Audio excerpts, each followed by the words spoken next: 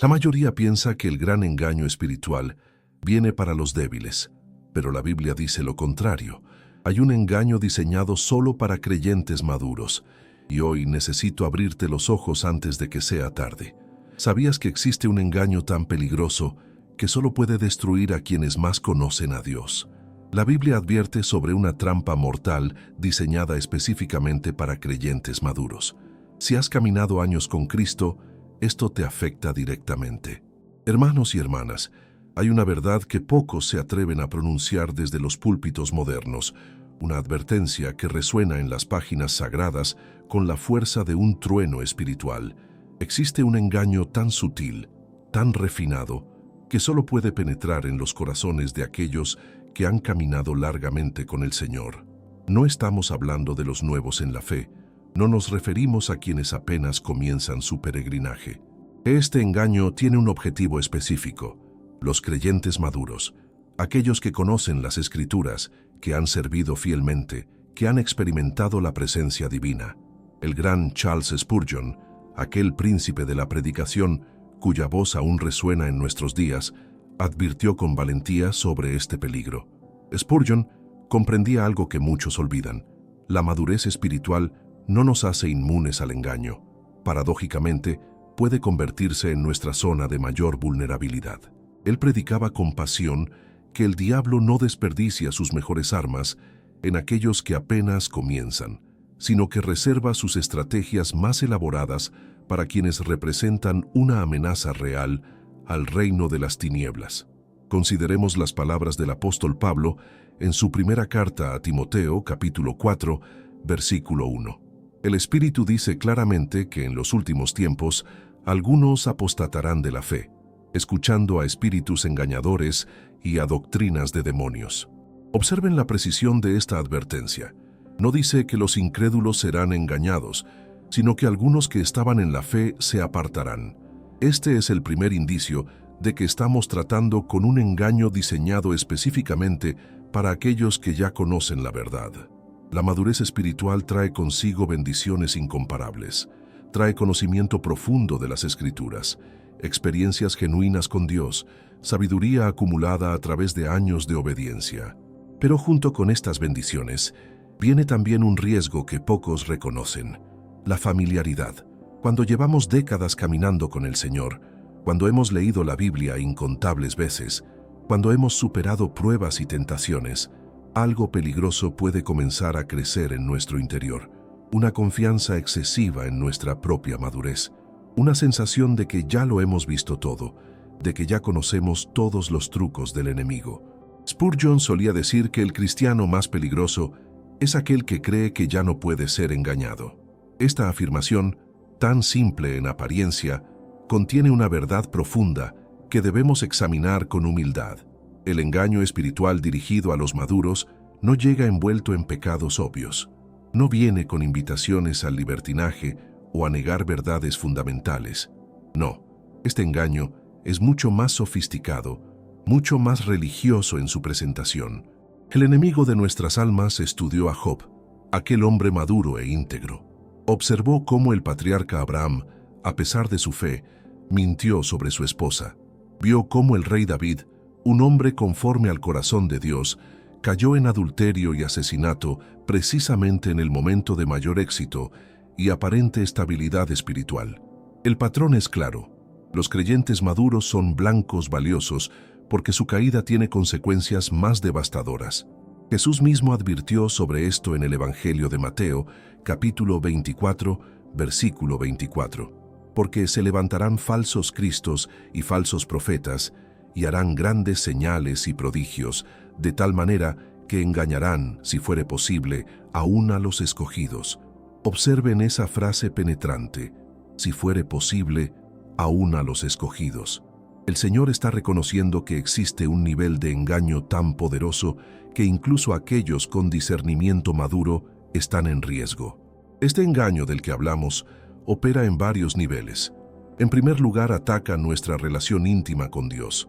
Después de años de servicio, de predicaciones, de ministerios fructíferos, podemos caer en la trampa de sustituir la comunión genuina con actividades religiosas. Nos volvemos expertos en hablar de Dios sin hablar con Dios. Conocemos la Biblia de memoria, pero dejamos de permitir que la Biblia nos examine. Oramos con palabras hermosas, pero nuestro corazón está distante. Este es el primer engaño: confundir el activismo religioso con intimidad espiritual. En segundo lugar, este engaño ataca nuestro carácter. Los creyentes maduros pueden desarrollar lo que llamaríamos una espiritualidad de fachada. Externamente, todo luce perfecto. Asistimos a cada reunión, conocemos la doctrina correcta, usamos el lenguaje apropiado, pero internamente, el orgullo espiritual ha echado raíces. Nos comparamos favorablemente con otros creyentes. Juzgamos severamente a quienes no tienen nuestra experiencia. Desarrollamos una actitud de superioridad espiritual disfrazada de madurez. El apóstol Pablo, ese gigante de la fe, comprendía este peligro mejor que nadie. Por eso escribió en su primera carta a los Corintios, capítulo 10, versículo 12: «Así que el que piensa estar firme, mire que no caiga». Pablo no está hablando a los débiles en la fe, sino precisamente a aquellos que piensan que están firmes, a los que confían en su propia estabilidad espiritual. Esta advertencia es para los maduros, para quienes han caminado largamente y creen estar seguros. Spurgeon predicaba con frecuencia sobre la necesidad de mantener un corazón tierno ante Dios, sin importar cuántos años hayamos servido. Decía que la señal más clara de verdadera madurez espiritual no es cuánto sabemos, sino cuán conscientes estamos de cuánto nos falta por aprender. El creyente verdaderamente maduro es aquel que cada día se acerca a Dios con la humildad de un niño, reconociendo su dependencia total del Espíritu Santo. Les invito, hermanos míos, a que se suscriban a este canal donde continuaremos explorando estas verdades profundas que transforman vidas. No se trata de entretenimiento religioso, sino de alimento sólido para el alma que busca crecer en santidad. Y si desean profundizar aún más en su intimidad con Dios, les animo a adquirir nuestro libro electrónico 21 días para restaurar tu intimidad con Dios, cuyo enlace encontrarán en el primer comentario fijado. Es una herramienta práctica que ha ayudado a miles de creyentes a reavivar esa llama que quizás se ha debilitado. El tercer aspecto de este engaño ataca nuestra percepción de la realidad espiritual. Los creyentes maduros pueden volverse cínicos. Hemos visto tantos escándalos en la iglesia, tantas promesas incumplidas, tanto legalismo disfrazado de santidad, que desarrollamos una actitud de escepticismo que mata la fe genuina. Dejamos de esperar milagros porque hemos visto demasiadas falsificaciones. Dejamos de creer en avivamientos porque hemos presenciado manipulaciones emocionales. Dejamos de confiar en líderes porque hemos sido decepcionados. Y así, en nombre de la madurez y el discernimiento, el enemigo logra robar nuestra capacidad de asombro y expectativa ante lo sobrenatural.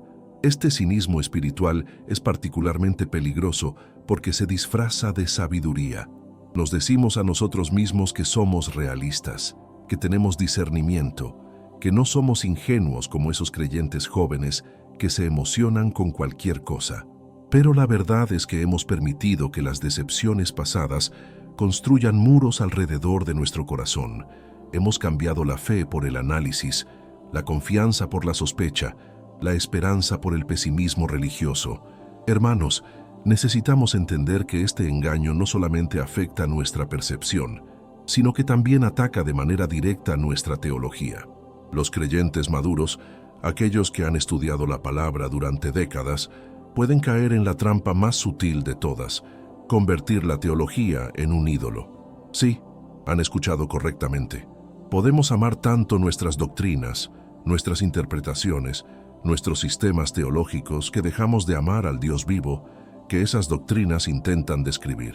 El conocimiento teológico es hermoso y necesario. La doctrina sana es fundamental para la vida de la Iglesia. Pero cuando nuestro amor por la teología supera nuestro amor por Dios mismo, cuando defendemos nuestras posiciones doctrinales con más pasión de la que buscamos el rostro del Señor, hemos caído en un engaño devastador. Nos volvemos como los fariseos que Jesús confrontó, expertos en las Escrituras, pero ciegos a la presencia del Mesías que estaba frente a ellos. En el Evangelio de Juan, capítulo 5, versículo 39, Jesús declara algo profundamente revelador. Escudriñáis las Escrituras, porque a vosotros os parece que en ellas tenéis la vida eterna, y ellas son las que dan testimonio de mí. Aquí está la tragedia. Es posible estudiar la Biblia intensamente, conocer cada doctrina correctamente, y aún así perderse al mismo Cristo del cual las Escrituras testifican. Este es un engaño que solo puede afectar a quienes tienen conocimiento profundo de la palabra. La cuarta manifestación de este engaño espiritual se relaciona con nuestra vida de oración. Los creyentes maduros pueden desarrollar una oración profesional, técnica, correcta en su forma pero vacía en su esencia. Oramos porque sabemos que debemos orar, usamos las palabras correctas, citamos las promesas apropiadas, seguimos las fórmulas que hemos aprendido. Pero nuestro corazón no está realmente conectado con el cielo.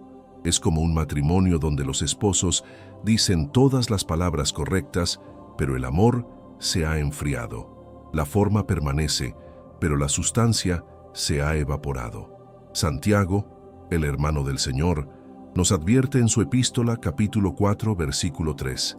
Pedís y no recibís, porque pedís mal, para gastar en vuestros deleites. Esta advertencia es particularmente relevante para los maduros. Hemos aprendido a orar de manera que suena espiritual, pero nuestras motivaciones pueden estar corrompidas.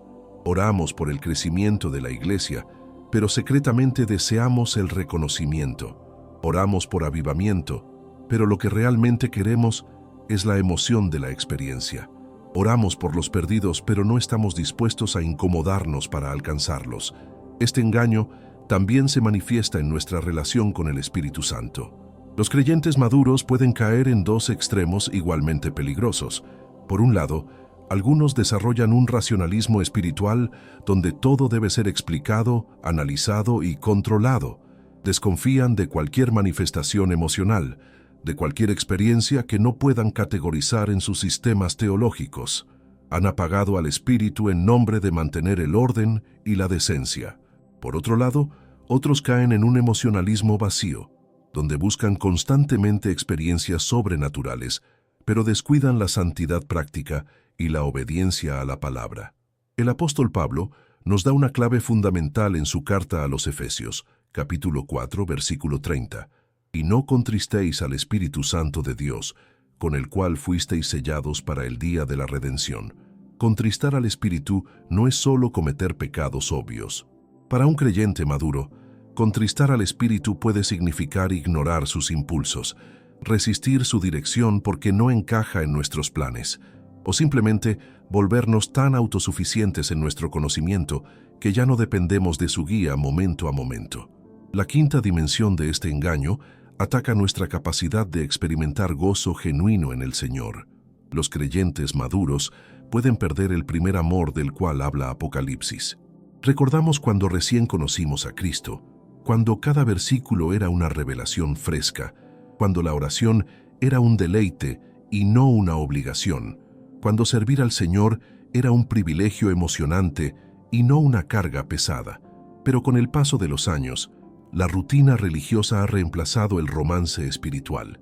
Seguimos haciendo todas las cosas correctas, pero el fuego se ha apagado.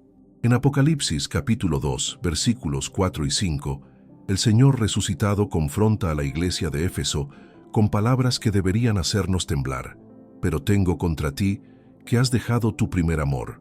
Recuerda, por tanto, de dónde has caído, y arrepiéntete, y haz las primeras obras.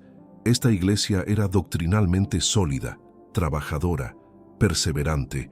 Era una congregación madura, pero había perdido algo esencial: el amor apasionado por Cristo que caracteriza a los nuevos creyentes. Este es un engaño mortal que afecta precisamente a los maduros. Hermanos, necesitamos entender algo fundamental. El enemigo no necesita hacernos negar nuestra fe para destruir nuestro testimonio. Si puede convertir nuestra vida cristiana en una religión fría, legalista y sin poder, habrá logrado su objetivo. Una iglesia llena de creyentes maduros que conocen la Biblia pero no conocen la presencia de Dios es una tragedia espiritual.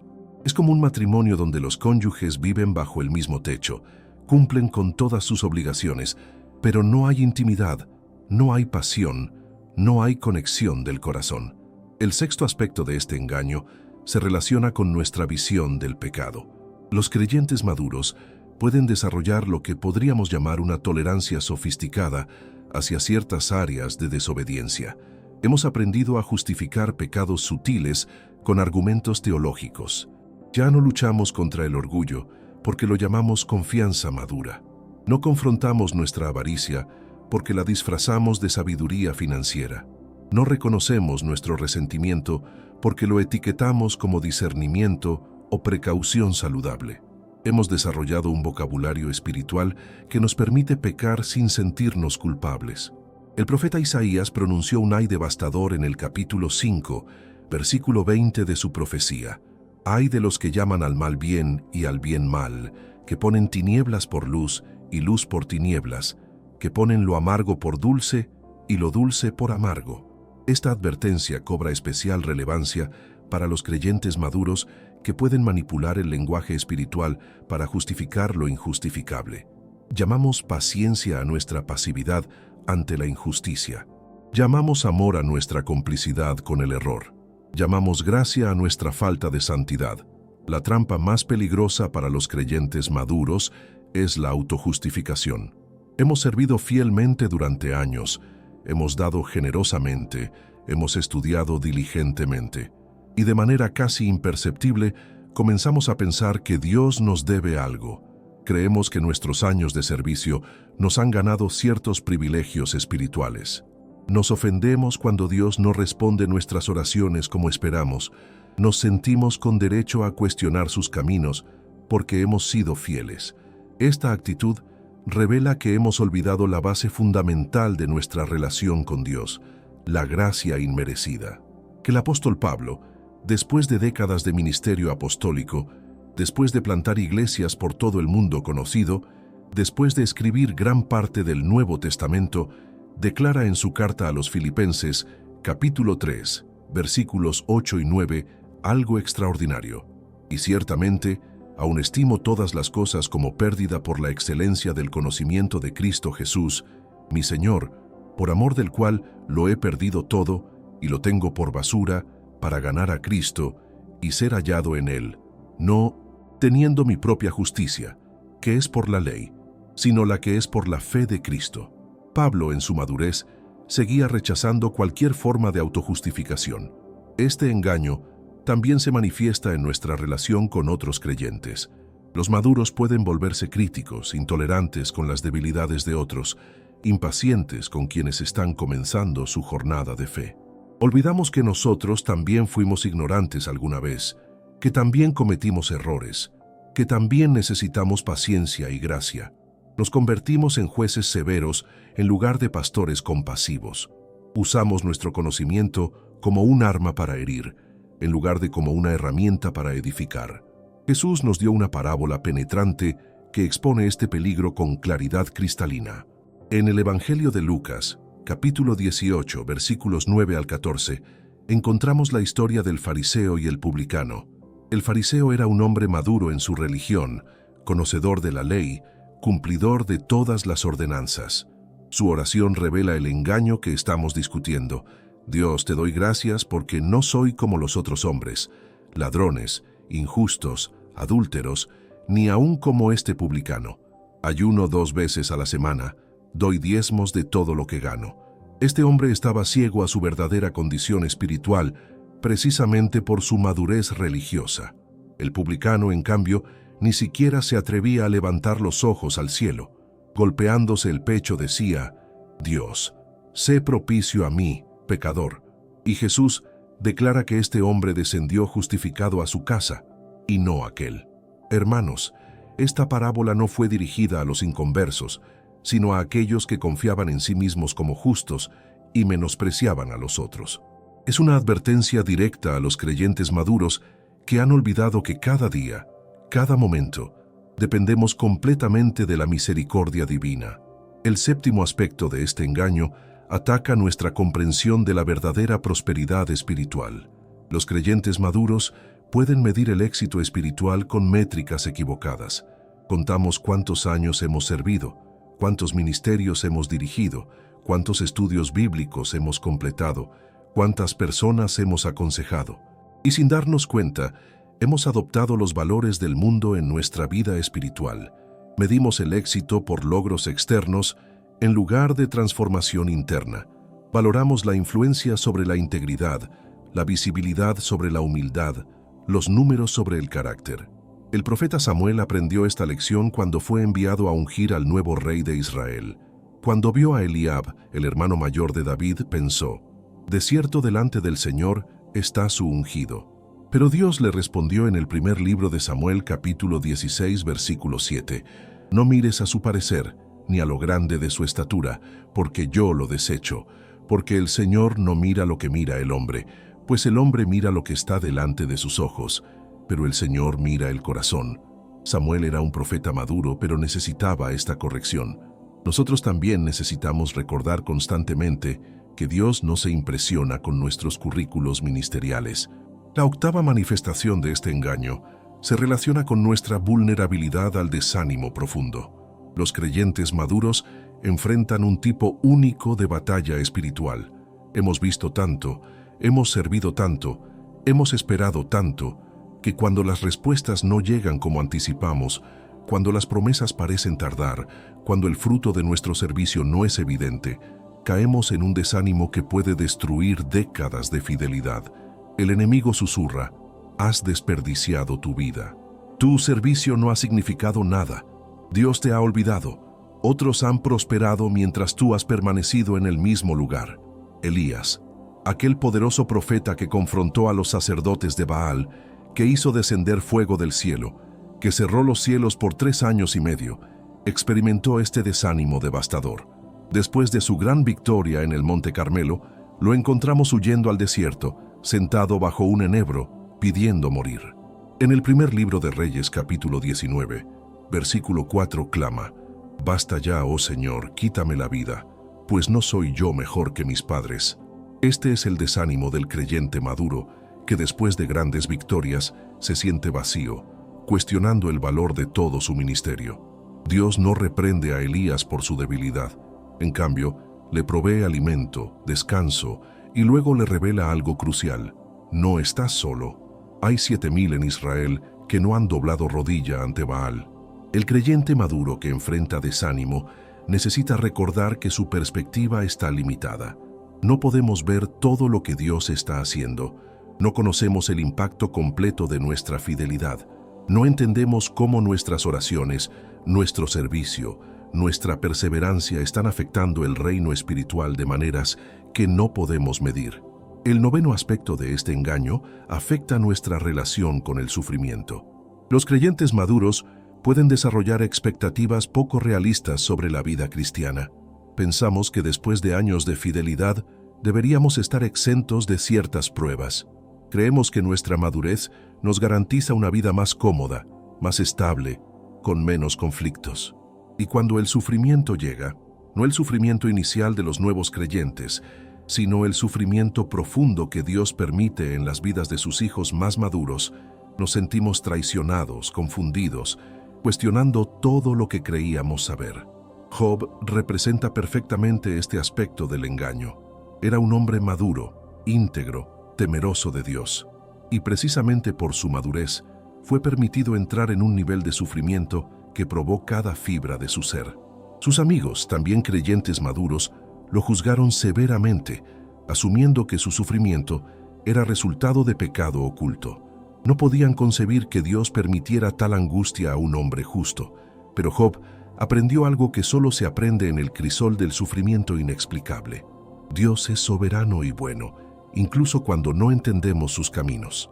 En el libro de Job, capítulo 42, versículos 5 y 6, después de toda su prueba, Job declara: de oídas te había oído, mas ahora mis ojos te ven. Por tanto me aborrezco y me arrepiento en polvo y ceniza. Hermanos, Job conocía a Dios teológicamente antes de su sufrimiento. Era un hombre maduro en su fe, pero el sufrimiento lo llevó a un nivel completamente nuevo de conocimiento íntimo de Dios. A veces, el sufrimiento que nos desconcierta Es precisamente la herramienta que Dios usa para llevarnos más profundo en nuestra relación con Él. El 10º aspecto de este engaño se manifiesta en nuestra resistencia al cambio. Los creyentes maduros pueden volverse rígidos, aferrados a formas y métodos que funcionaron en el pasado. Confundimos los principios eternos de la palabra con nuestras preferencias personales. Resistimos nuevas formas de adoración, nuevos métodos de evangelismo, nuevas expresiones de comunidad, no porque sean antibíblicos, sino simplemente porque son diferentes a lo que hemos conocido. Nos convertimos en guardianes de tradiciones humanas en lugar de guardianes de la verdad divina.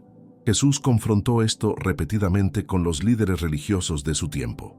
En el Evangelio de Marcos, capítulo 7, versículos 6 al 8, les dice: «Hipócritas, bien profetizó de vosotros Isaías, como está escrito: Este pueblo de labios me honra, mas su corazón está lejos de mí, pues en vano me honran, enseñando como doctrinas mandamientos de hombres, porque dejando el mandamiento de Dios, os aferráis a la tradición de los hombres».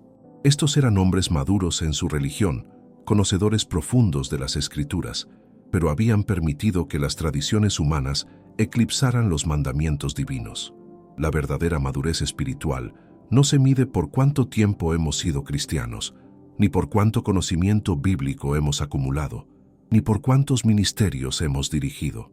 La verdadera madurez se revela en nuestra capacidad de mantener un corazón tierno ante Dios, en nuestra disposición a ser corregidos por su Espíritu, en nuestra humildad para reconocer que siempre necesitamos más de Él.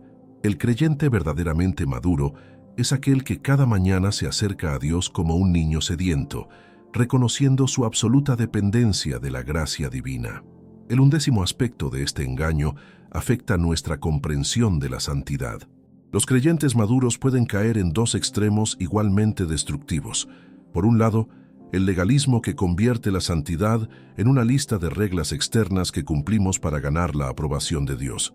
Por otro lado, el libertinaje que abusa de la gracia, usando nuestra libertad en Cristo como excusa para la indulgencia carnal. Ambos extremos son engaños sutiles que destruyen la verdadera santidad, que es conformidad progresiva al carácter de Cristo desde el corazón. Pedro, en su segunda epístola, capítulo 1, versículos 5 al 9, nos da una lista progresiva de virtudes que debemos añadir a nuestra fe: virtud, conocimiento, dominio propio, paciencia, piedad, afecto fraternal y amor. Luego advierte: pero el que no tiene estas cosas tiene la vista muy corta, es ciego, habiendo olvidado la purificación de sus antiguos pecados. Es posible ser un creyente de muchos años y estar espiritualmente ciego, habiendo olvidado la gracia que nos salvó. Esta ceguera no afecta a los nuevos creyentes, sino a aquellos que han caminado lo suficiente como para olvidar de dónde fueron rescatados. Hermanos, debemos examinar ahora cómo este engaño afecta nuestra comprensión del llamado de Dios. Los creyentes maduros pueden caer en la trampa de pensar que ya han cumplido su propósito. Miramos hacia atrás y vemos décadas de servicio fiel, y en nuestro interior susurramos: ya he hecho suficiente. Es hora de que otros tomen la responsabilidad. He ganado el derecho a descansar, a retirarme de la batalla espiritual. Pero esta mentalidad de jubilación espiritual es un engaño mortal que roba a la iglesia de la sabiduría y experiencia que solo los años pueden producir. Caleb es un ejemplo extraordinario que contradice esta mentalidad.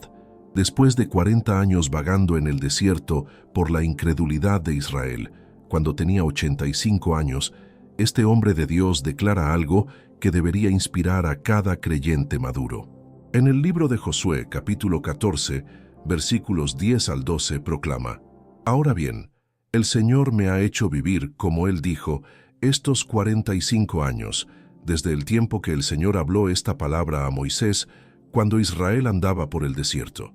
Y ahora he aquí, hoy soy de edad de 85 años. Todavía estoy tan fuerte como el día que Moisés me envió. ¿Cuál era mi fuerza entonces? Tal es ahora mi fuerza para la guerra, y para salir y para entrar. Dame pues ahora este monte. Dame este monte». Qué declaración tan poderosa de un hombre que podría haber exigido retirarse, descansar, dejar que los jóvenes pelearan las batallas difíciles. Pero Caleb entendía algo crucial. Dios no nos llama a jubilarnos espiritualmente. Mientras tengamos aliento, tenemos propósito. Mientras estemos en este mundo, hay montañas que conquistar, gigantes que enfrentar, territorios que reclamar para el reino de Dios. La madurez no es una excusa para la pasividad, sino una plataforma para un impacto mayor. El 12º aspecto de este engaño se relaciona con nuestra respuesta a la corrección divina.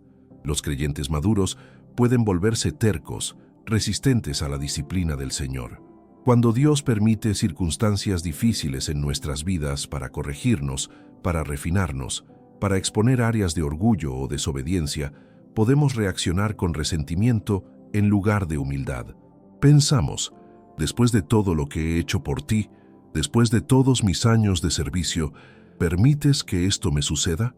Esta actitud revela que hemos olvidado que la disciplina de Dios es evidencia de su amor paternal, no de su rechazo. El escritor de Hebreos nos recuerda en el capítulo 12, versículos 5 y 6. Hijo mío, no menosprecies la disciplina del Señor, ni desmayes cuando eres reprendido por Él, porque el Señor al que ama, disciplina y azota a todo el que recibe por hijo. La disciplina divina no discrimina por antigüedad en la fe. De hecho, mientras más maduros somos, más refinada y profunda será la disciplina que necesitamos. Dios no está satisfecho con dejarnos estancados en ningún nivel de madurez. Su objetivo es conformarnos completamente a la imagen de Cristo, y ese proceso continúa hasta nuestro último aliento. El 13º aspecto de este engaño afecta nuestra capacidad de mantener relaciones auténticas. Los creyentes maduros pueden desarrollar lo que llamaríamos aislamiento espiritual. Después de años en el ministerio, después de haber sido heridos por personas en quienes confiamos, después de experimentar traiciones y decepciones, levantamos muros protectores alrededor de nuestro corazón. Mantenemos relaciones superficiales con muchos, pero no permitimos que nadie realmente nos conozca. Nos convertimos en islas espirituales, autosuficientes en apariencia, pero profundamente solitarios en realidad. Esta soledad del líder maduro, del creyente experimentado, es una trampa devastadora. El enemigo nos convence de que nadie puede entendernos realmente, que debemos mantener cierta distancia para preservar nuestra autoridad espiritual, que mostrar vulnerabilidad es señal de debilidad. Y así, precisamente cuando más necesitamos comunidad genuina, cuando más necesitamos hermanos y hermanas que puedan hablarnos verdad con amor, nos aislamos en nombre de la madurez o el liderazgo. El apóstol Pablo, a pesar de su estatura apostólica, mantenía relaciones profundas y auténticas. En su segunda carta a Timoteo, capítulo 4, versículos 9 al 11, escribe: «Procura venir pronto a verme, porque Demas me ha desamparado, amando este mundo, y se ha ido a Tesalónica. Solo Lucas está conmigo. Toma a Marcos y tráele contigo, porque me es útil para el ministerio». Pablo, el gran apóstol, admite su necesidad de compañía, su dolor por el abandono, su deseo de tener a sus colaboradores cerca. No tenía vergüenza de su humanidad, de su necesidad de otros. El 14º aspecto de este engaño se manifiesta en nuestra actitud hacia las nuevas generaciones. Los creyentes maduros pueden mirar con desdén o escepticismo a los jóvenes que están comenzando su jornada de fe. Criticamos su falta de profundidad, su entusiasmo inmaduro, sus métodos poco convencionales. Olvidamos que nosotros también fuimos jóvenes alguna vez, que también cometimos errores, que también necesitamos gracia y paciencia.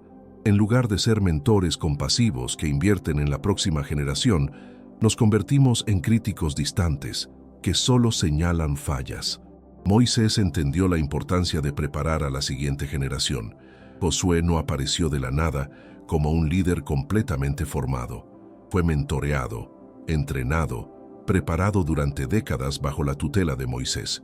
Cuando llegó el momento de cruzar el Jordán, Josué estaba listo porque Moisés había invertido en él.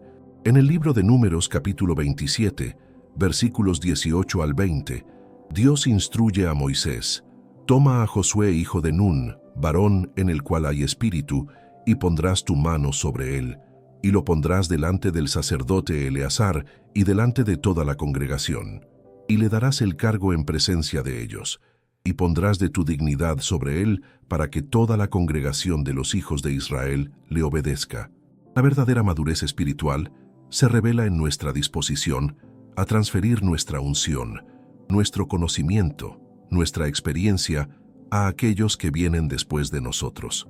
No con envidia, ni con miedo a ser reemplazados, sino con gozo, al ver que el reino de Dios continuará floreciendo después de nuestra partida. El creyente maduro que se niega a invertir en la próxima generación ha caído en un engaño egoísta que limita el impacto de toda una vida de ministerio. El 15º aspecto de este engaño afecta nuestra comprensión de la autoridad espiritual. Los creyentes maduros, especialmente aquellos en posiciones de liderazgo, pueden confundir la autoridad espiritual genuina con el autoritarismo carnal. Usamos nuestra experiencia, nuestro conocimiento, nuestra posición para silenciar voces que cuestionan, para evitar la rendición de cuentas, para construir pequeños reinos donde nuestra palabra es ley incuestionable. Olvidamos que toda autoridad espiritual genuina fluye de la sumisión, del servicio, de la humildad ante Dios y ante los demás.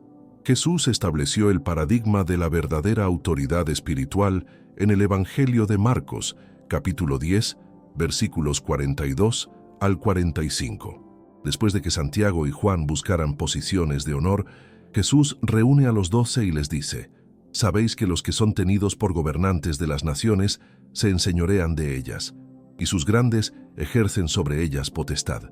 Pero no será así entre vosotros, sino que el que quiera hacerse grande entre vosotros será vuestro servidor, y el que de vosotros quiera ser el primero será siervo de todos. Porque el Hijo del Hombre no vino para ser servido, sino para servir, y para dar su vida en rescate por muchos». Esta enseñanza revolucionaria contradice completamente el modelo de liderazgo que el mundo promueve. Y sin embargo, ¿cuántos creyentes maduros han adoptado el modelo mundano de autoridad, construyendo estructuras donde ellos están en la cúspide, rodeados de personas que solo les dicen lo que quieren escuchar, inmunes a la corrección, ejerciendo control en lugar de servir con humildad? Este es un engaño que destruye no solo al líder, sino a todos aquellos que están bajo su influencia. El 16º aspecto de este engaño se relaciona con nuestra motivación para el servicio. Los creyentes maduros pueden continuar sirviendo fielmente en apariencia, pero las motivaciones internas se han corrompido. Ya no servimos por amor a Cristo y a su pueblo, sino por hábito, por obligación, por mantener una reputación, por evitar la culpa. El servicio se ha convertido en un peso en lugar de un privilegio, una carga en lugar de un gozo, y aunque las acciones externas permanecen, el corazón se ha enfriado. El apóstol Pablo aborda este tema directamente en su primera carta a los Corintios, capítulo 13, versículos 1 al 3. «Si yo hablase lenguas humanas y angélicas, y no tengo amor, vengo a ser como metal que resuena, o címbalo que retiñe. Y si tuviese profecía, y entendiese todos los misterios y toda ciencia, y si tuviese toda la fe, de tal manera que trasladase los montes, y no tengo amor, nada soy. Y si repartiese todos mis bienes para dar de comer a los pobres, y si entregase mi cuerpo para ser quemado y no tengo amor, de nada me sirve». Estas palabras deberían sacudir a cada creyente maduro que continúa realizando actividades ministeriales sin el amor que debe motivarlas. Podemos predicar, enseñar, servir, dar generosamente, pero si el amor se ha evaporado, si estamos operando desde el vacío de un corazón que ha perdido su conexión íntima con Cristo, todo nuestro servicio es espiritualmente inútil. Dios no se impresiona con nuestro activismo religioso cuando nuestro corazón está lejos de Él. Hermanos amados, hemos caminado juntos por un territorio que pocos se atreven a explorar, el engaño espiritual que afecta precisamente a aquellos que han caminado más tiempo con el Señor. Esta no es una palabra para desanimarnos, sino para despertarnos.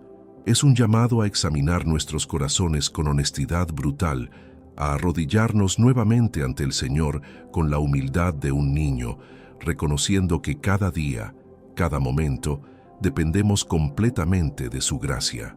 Que el Espíritu Santo traiga convicción donde sea necesaria, renovación donde haya sequedad y restauración donde el engaño haya robado nuestra pasión. Les agradezco profundamente por haber dedicado este tiempo a escuchar esta palabra. Si ha tocado su corazón, les invito a suscribirse a este canal, dejar su comentario compartiendo cómo Dios les ha hablado y dar me gusta para que más personas reciban esta advertencia. Continúen fortaleciendo su fe con los próximos videos que aparecerán en su pantalla. Y recuerden adquirir nuestro libro 21 días para restaurar tu intimidad con Dios en el enlace del primer comentario. Que Dios les bendiga abundantemente.